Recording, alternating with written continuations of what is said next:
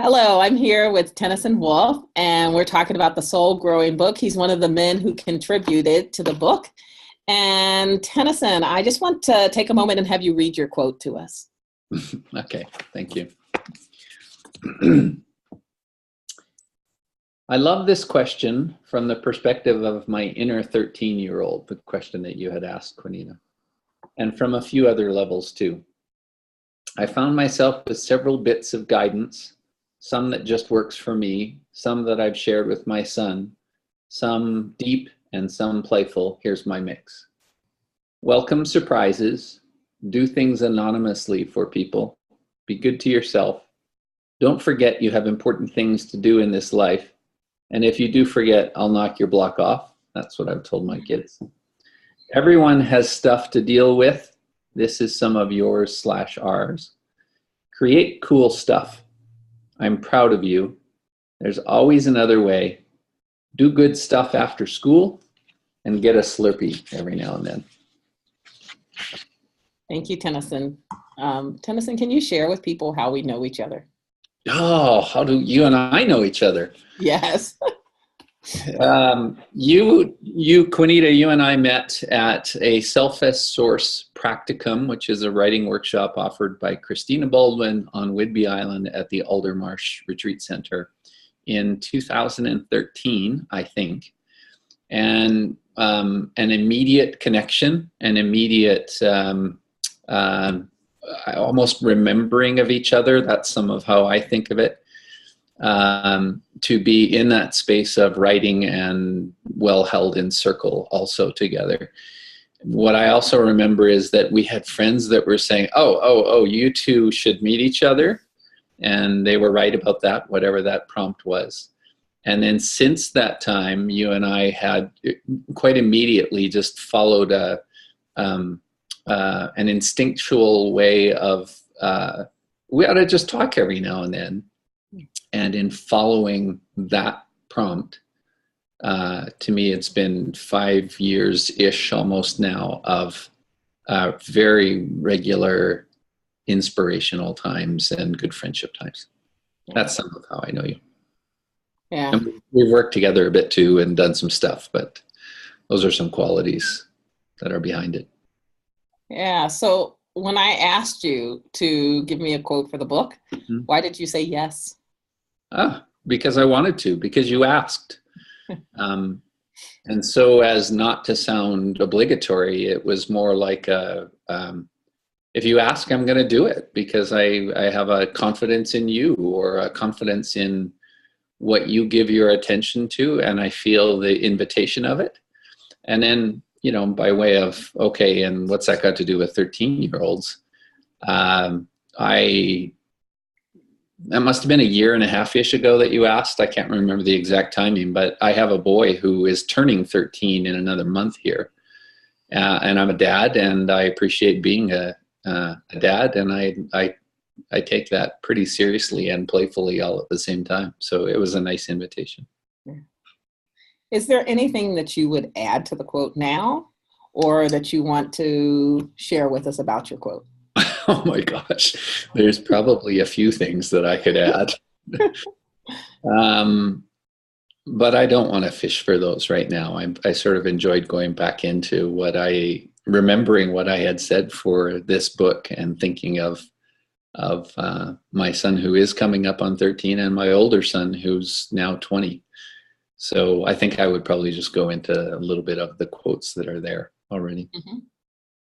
Would you share? Yeah, pick one, pick any one. Yep. Maybe I'll just do a little collage because it's hard to pick a favorite here, okay? Well,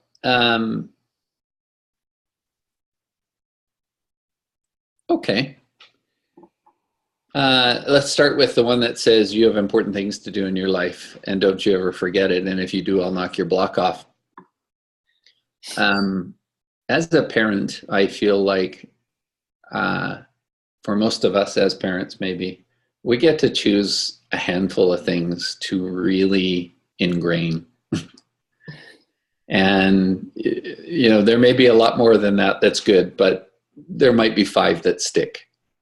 And I, somewhere along the way, just chose this is one that I wanted to have with my kids. I wanted to, my kids, I have a daughter also, but you know, my kids in general, and that applies to my two boys, and it applies to me also. That reminder that you've got some important things to do. I think I wanted to just have them feel that, because I know that they're going to have some tough times, and I know that they're going to have some, you know, great distractions in their life and all of that kind of stuff.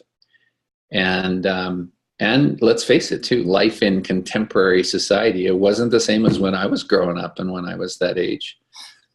But when I look for a foundational value, I wanted to say, don't forget you have important things to do in this world. It's something that I say to them pretty regularly, and it was a pretty regular before going to bed kind of thing.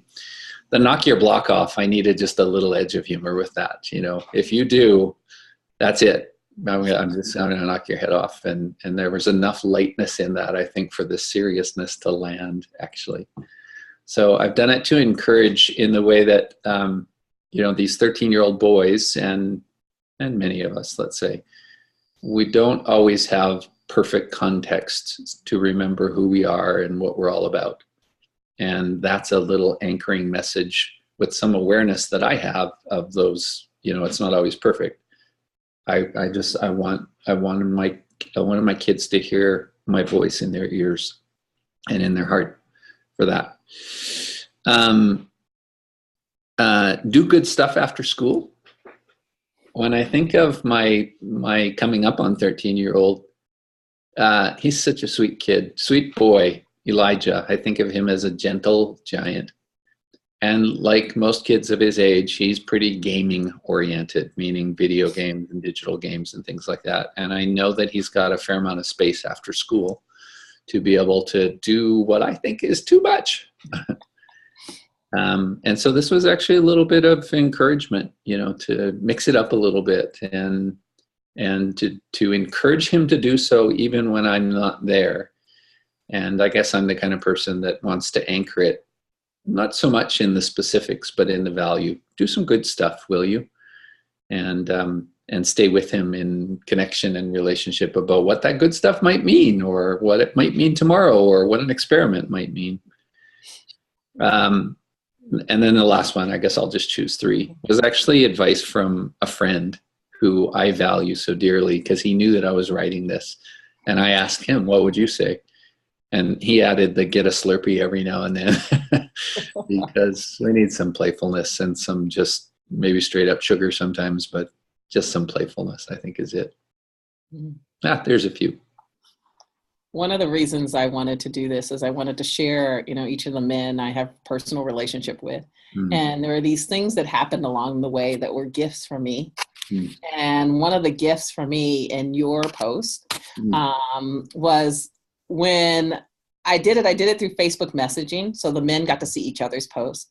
And I remember you contacting me beforehand because you wanted to read your post to me before you posted it for the other men to see.